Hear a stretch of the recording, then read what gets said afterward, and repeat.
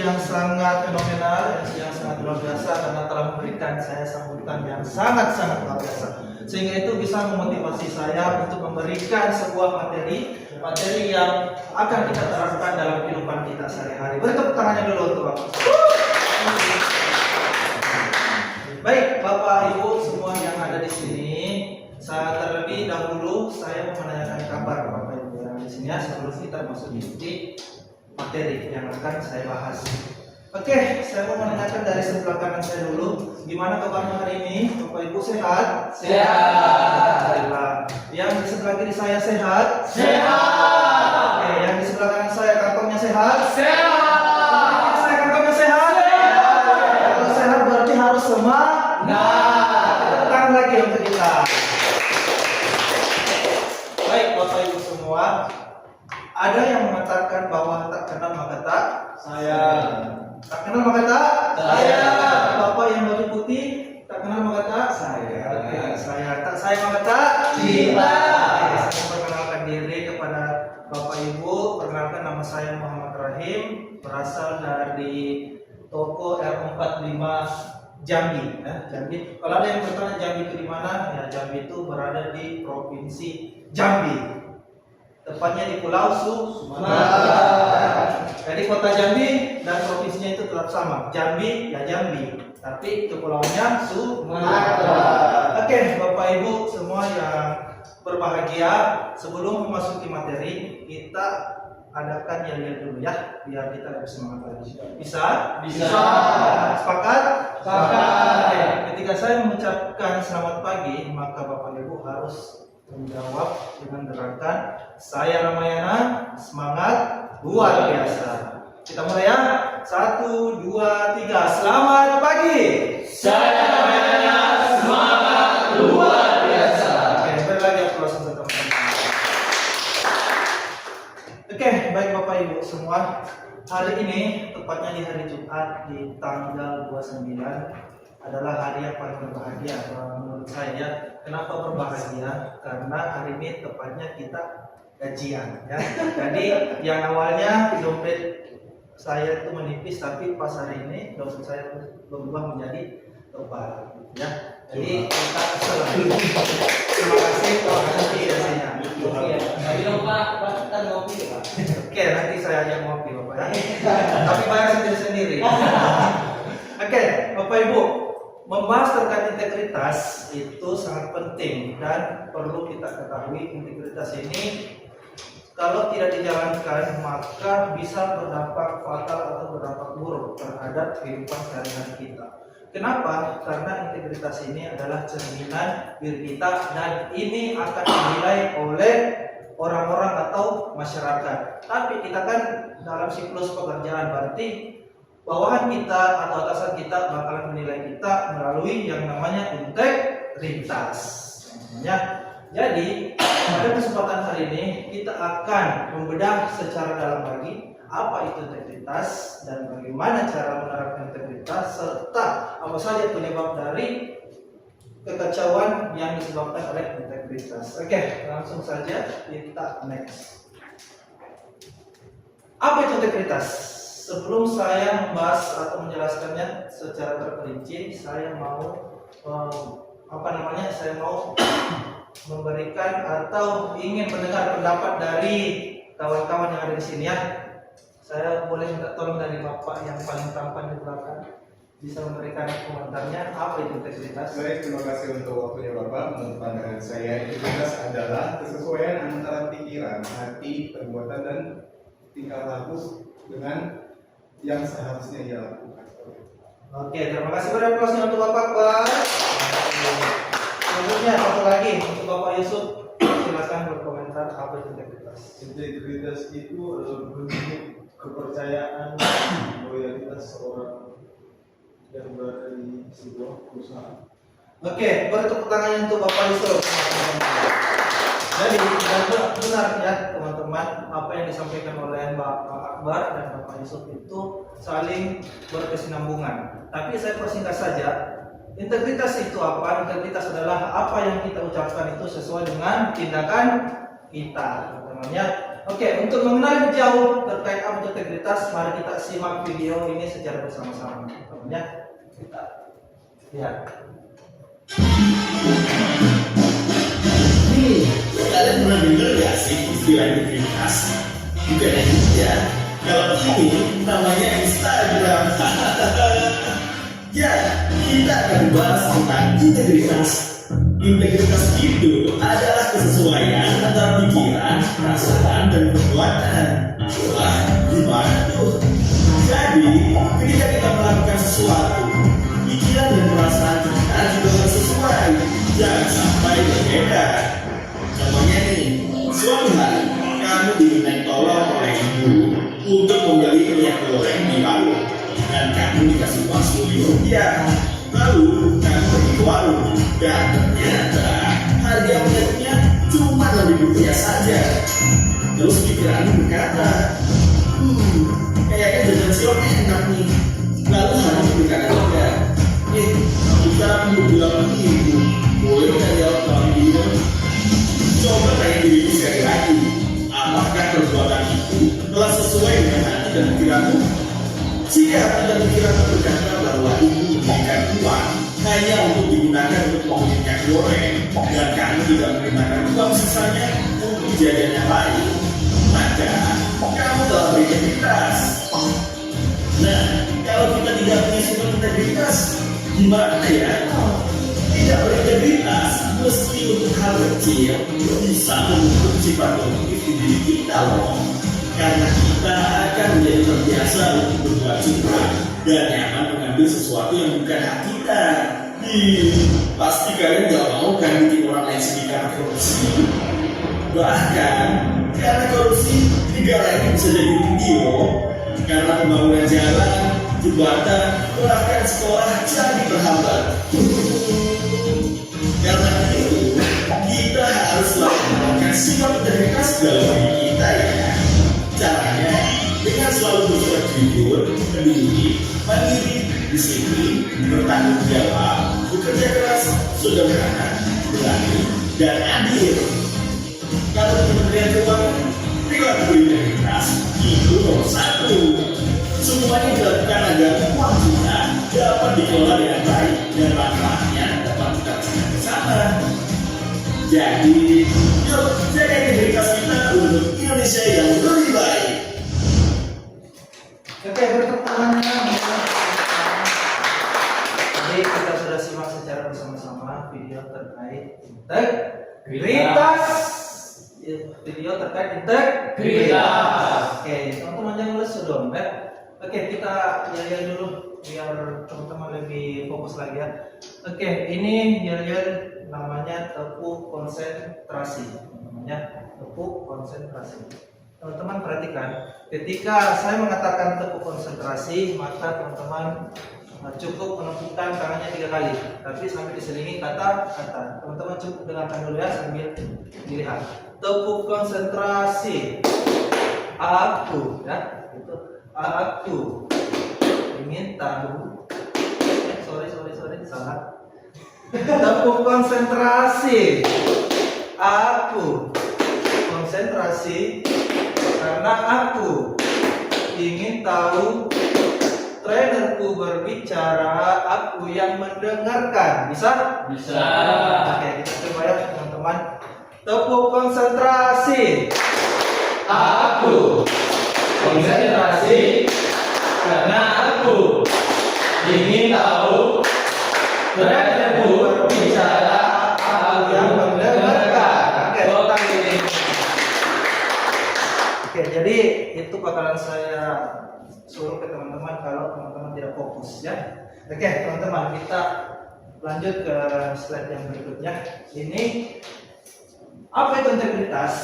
Sesuai dari cuplikan video yang saya bahas tadi adalah yang pertama, bertindak jujur meski tidak diawasi. Jadi ketika teman-teman melakukan pekerjaan apapun itu, ketika teman-teman nih contoh lagi mengerjakan sesuatu di toko teman-teman, apapun itu lakukanlah dengan jujur.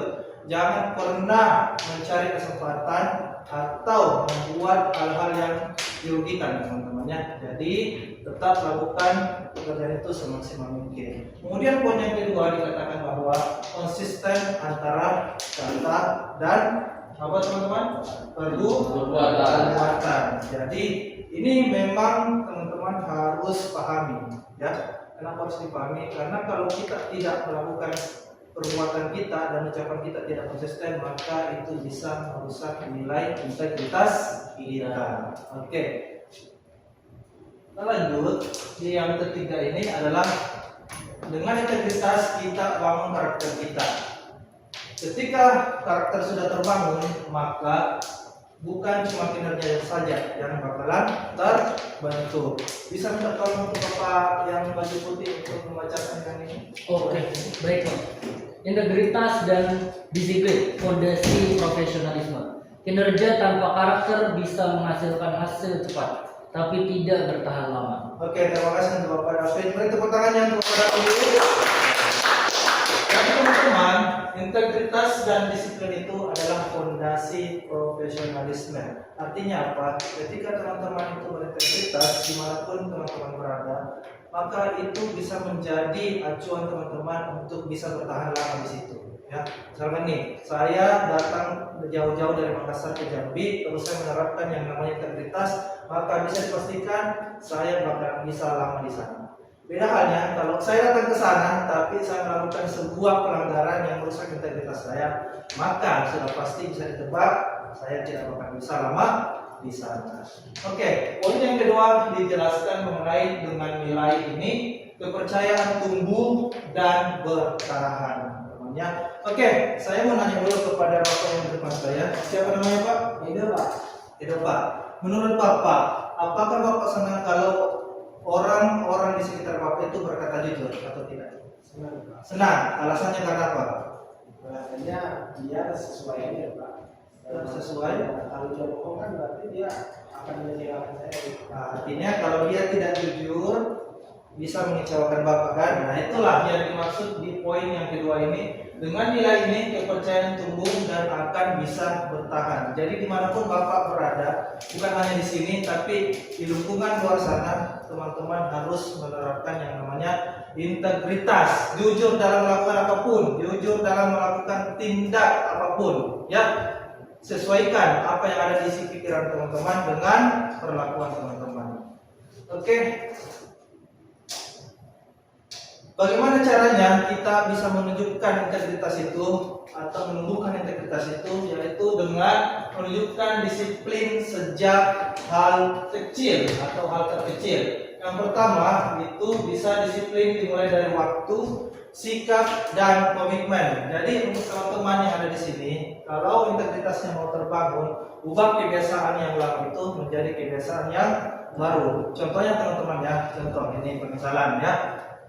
Misalkan belakangan hari ini kita sering tidur di atas jam 12. Nah, kita ini kan mau berubah menjadi berintegritas yang lebih baik, maka kebiasaan yang lama itu harus kita ubah. Jadi kalau bisa mulai malam ini kita harus tidur cepat. Biar apa? Biar kedisiplinan itu bisa terbentuk. Saya tahu awalnya memang berat. Awalnya bisa bikin kita depresi ya, saya tahu karena saya juga lagi mengalami hal yang seperti itu. Tapi kalau tidak kita coba, kapan lagi teman-temannya? Jadi harus kita coba, harus kita paksakan agar kebiasaan-kebiasaan yang lama itu bisa hilang dan terbentuk menjadi kebiasaan yang apa? Baru. Oke, mengerti teman-temannya. Selanjutnya, kedisiplinan adalah tanggung jawab pribadi. Untuk Bapak Ocha, bisa minta tolong dibacakan poin yang ini. Biarlah sederhana seperti tepat waktu dan penyelesaian tugas menunjukkan profesionalisme. Oke, kebiasaan sederhana seperti tepat waktu dan menyelesaikan tugas menunjukkan profesionalisme. Jadi ketika teman-teman diberikan tugas oleh atasan teman-teman ya, misalkan nih teman-teman kan SD Toko diberikan tugas oleh SD wilayah. Jadi apapun instruksi yang diberikan oleh atasan Bapak Ibu, Bapak-bapak yang ada di sini, itu harus dikerjakan dengan cepat dan harus dikerjakan dengan tepat waktu teman-temannya. Ya itu menunjukkan bahwa teman-teman sudah melakukan yang namanya integritas. Selanjutnya, waspadai godaan dan tekanan kerja. Ini sangat berkesinambungan dengan yang namanya integritas, teman-teman. Kenapa? Karena kalau kita tidak mewaspadai sesuatu hal, maka integritas kita itu bisa akan rusak, teman-teman ya. Nah, bagaimana cara mengenali atau bagaimana cara kita waspadai hal itu agar integritas kita tidak rusak? Mari kita simak cuplikan video berikut ini.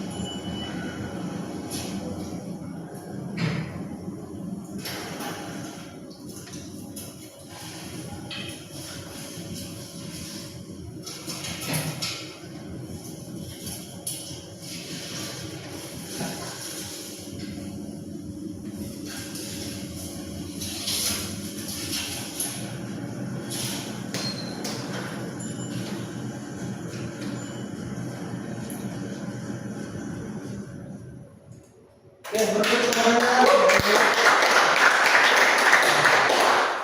Sebelum saya menjelaskan lebih dalam terkait video ini, saya mau tahu komentarnya dari Bapak terlebih dahulu ya. Oke, saya bisa minta komentar dari Pak Pardi terkait video ini. Silakan Pak. Oke, terima kasih Pak Rodin. Yang saya lihat di sini bahwa seorang anak kecil menjunjung tinggi namanya integritas. Memang pada saat setelah transaksi ini dia ada godaan, ya kan, godaan namanya. Namun karena mungkin sudah ditanamkan sejak ini untuk berani berkata jujur, akhirnya si anak ini bisa melawan godaan tersebut dan menjunjung tinggi integritas luar biasa. Oke, boleh tepuk tangannya untuk Pak Pardi. Ada lagi yang mau memberikan komentarnya terkait video ini? Ada lagi? Oke, untuk Bapak yang paling ujung sana, silakan bisa. Saya lihat dari video itu awalnya mereka itu ada nama komunikasi yang masih belum terjalin ya. Ibarat kata yang satunya masih yang berwajah masih wajah datar dan si anak juga berwajah datar. Nah, ketika anak tersebut sudah terjadinya transaksi dan anak itu melihat bahwasanya uang yang dikembalikan itu ternyata ada kelebihannya, ya. Lihat kalau ada lebihnya. Nah, karena proses ingin dari jiwa seorang anak itu, saya melihat punya integritas yang sangat luar biasa ya.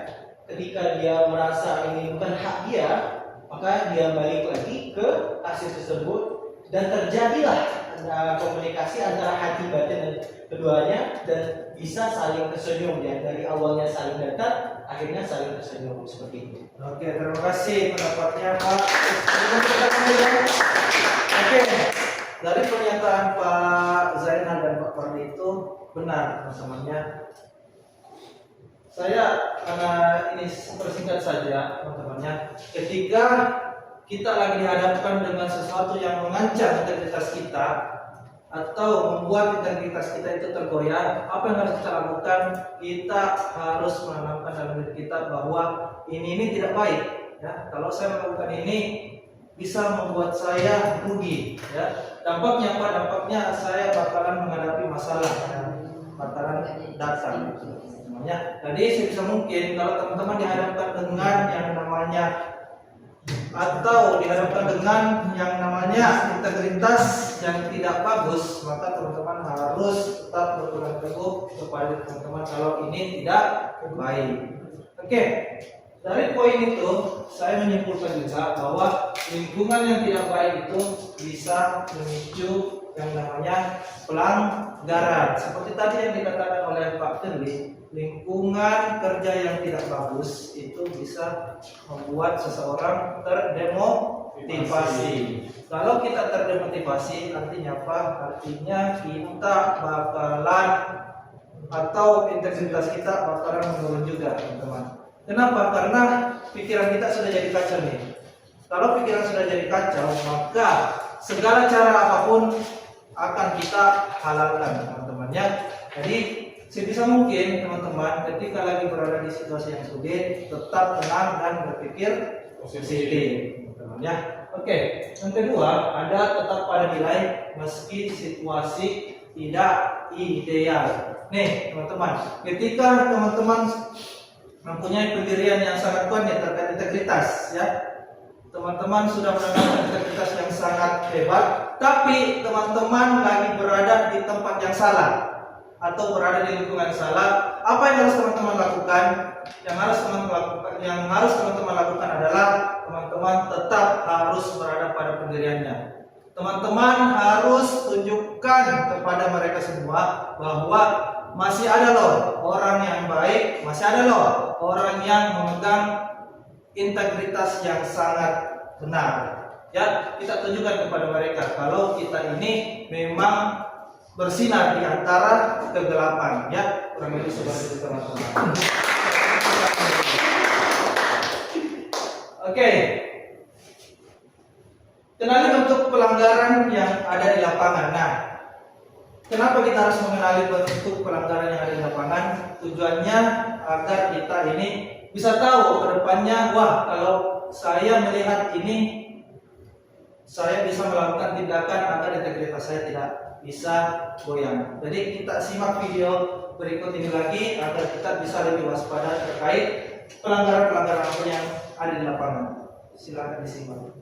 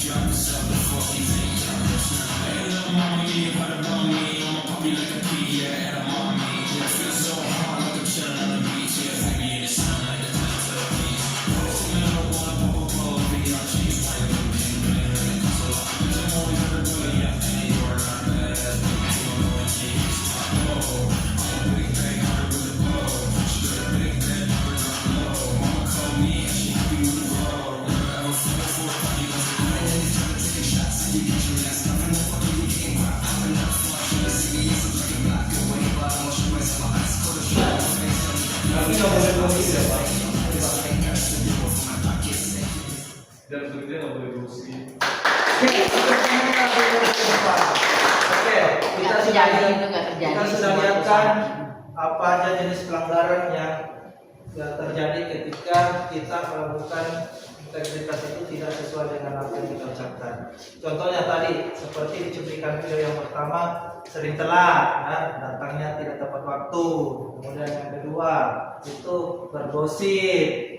Jadi untuk teman-teman yang ada di sini, sebisa mungkin jangan lakukan hal yang seperti itu. Ya, sepakat teman-teman? Sepakat. Sepakat. Sepakat Pak. Terima kasih. Gosip tipis-tipis. Oke, teman-teman, saya mau menjelaskan kepada teman-teman jenis pelanggaran yang sering kita hadapi ya teman-teman ya. Yang sering kita hadapi di toko itu yaitu kadang masih sering terjadi di antara para staf dan para karyawan itu adalah bermain absen. Ini tidak boleh dilakukan teman-teman ya, karena kalau dilakukan bisa merugikan perusahaan kita teman-teman ya. Kenapa? Karena kita sudah membayar mereka, tapi mereka itu tidak ada di tempat kerja kita. Nah itulah yang disebut dengan korupsi teman-teman ya. Tidak boleh teman-teman. Jadi ketika kita diberikan amanah untuk bekerja di situ, ya kita harus ada di situ teman-teman. Jangan pernah melakukan tindak kecurangan. Ya bisa dipahami teman-teman? Bisa. Lanjut, teman-teman. Nah, bersikap tegas dalam kondisi dilematis. Apa nih yang harus kita lakukan ketika kita lagi dihadapkan dengan situasi yang sangat berat?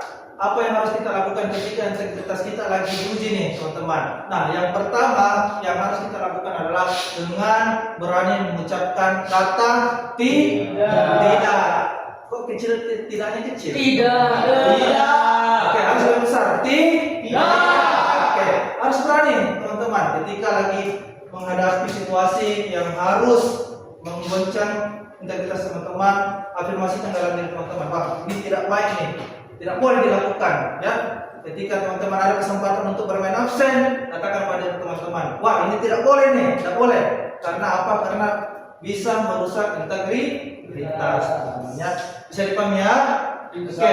Yang kedua, kita komunikasikan penolakan dengan cara profesional. Artinya apa? Menolak dengan cara sopan dan profesional, menunjukkan ketegasan dan berkelas, teman-teman. Jadi ketika juga nih misalkan ada dari teman-teman kita yang mengajak kita untuk berbuat curang, ya sampaikan ke mereka, sampaikan komunikasi yang baik ke mereka dan katakan bahwa ini tidak boleh. Kalau kita lakukan ini maka bisa berakibat fatal kalau kita kerjakan, teman-teman ya. Oke. Kemudian bangun disiplin jadi kebiasaan harian, teman-teman. Jadi kalau integritas kita mau terbentuk dengan baik dan benar, maka kita harus bangun disiplin itu menjadi kebiasaan agar kebiasaan yang lama itu bisa terbuang, kemudian kebiasaan baru datang dan terbentuk. Itu maksudnya. Konsentrasi. Ini ada video, tapi waktunya kurang lebih tinggal 3 menit lagi. Jadi saya persingkat saja teman-temannya. Dari hasil cuplikan video itu ya dijelaskan bahwa kita buat kebiasaan kecil, contohnya seperti kita buat catatan, alarm dan reminder, teman-teman. Jadi kita nih mau berubah nih. Jadi yang harus kita siapkan catatan dulu terlebih dahulu. Misalkan hari ini saya tidak boleh telat atau besok saya tidak boleh telat, teman-temannya. Besok saya harus mengerjakan ini. Besok saya harus ini, harus itu. Jadi semuanya terstruktur, teman-teman. Terus buat waktunya. Jam segini saya harus ngapainnya. Yang kedepannya saya harus ngapainnya, ya. Kurang lebih seperti itu, teman-teman. Kemudian di poin yang keduanya adalah disiplin itu dilatih, bukan bawaan, ya. Seperti yang saya jelaskan pada sebelum-sebelumnya, kalau kita mau berubah, artinya apa? Kita harus buang kebiasaan yang lama dan membentuk kebiasaan yang baru, teman-teman. Nah, hasil dari integritas, kalau kita menerapkan integritas itu di lapangan atau kita tunjukkan integritas itu di hadapan masyarakat, maka apa yang akan kita dapatkan? Yang akan kita dapatkan adalah orang lain akan melihat dan akan meniru tindakan kita, teman-teman. Kalau kita misalkan saya contoh ya, misalkan saya selalu berkata baik, selalu berkata jujur di dalam setiap tindakan saya, otomatis orang-orang yang ada di sekitar saya itu akan melihat saya dan bisa mengikuti saya, teman-temannya. Karena apalagi nih, saya sebagai pemimpin di tempat kerja saya, otomatis bawahan saya pasti akan menilai saya terus. Dia pasti bakal berpikir kurang lebih seperti ini. Wah, atasan saya ganteng, atasan saya bijak, atasan saya ini berintegritas yang sangat tinggi. Otomatis dia juga akan termotivasi untuk mengikuti jejak atasannya ya. Kemudian yang kedua adalah SPG, SPB atau karyawan itu adalah wajah perusahaan teman-teman ya. Kenapa? Karena ketika karyawan-karyawati kita melakukan tindakan yang baik dan benar, apalagi ini tindakannya dilihat oleh customer, maka yang menjadi penilaian customer itu adalah bukan individualnya, melainkan siapa?